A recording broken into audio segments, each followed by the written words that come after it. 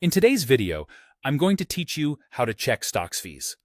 By the end, you'll know exactly where to look to see what you'll pay before you commit to a purchase, so you can avoid surprises at checkout. Start by opening your web browser and searching for Stockx. When the results load, click the official Stockx website. Make sure you're on the genuine site by checking the address bar for the correct URL and a secure connection indicator. Once you're on the home page, sign up or log in.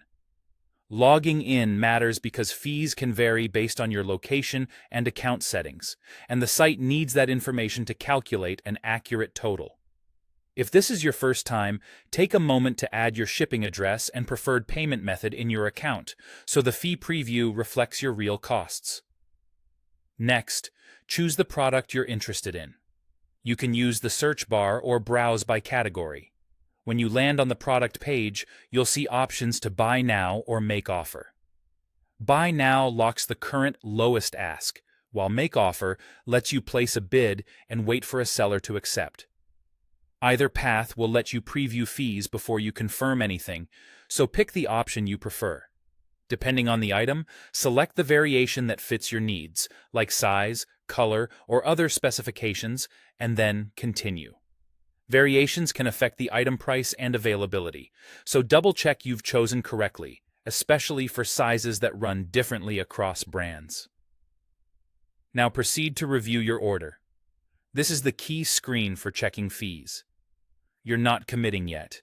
You're simply seeing a clear breakdown of costs before you finalize. On this page, you'll see the purchase price, which is either the buy now amount or your bid amount. You'll also see the processing fee, typically around 3 to 5% of the item price, though it can vary. Shipping will appear as a separate line, and costs can change based on your region, the product category, and delivery options. In some locations, you may also see taxes or duties added. If they apply to you, they'll be listed before you confirm. Take a moment to review everything.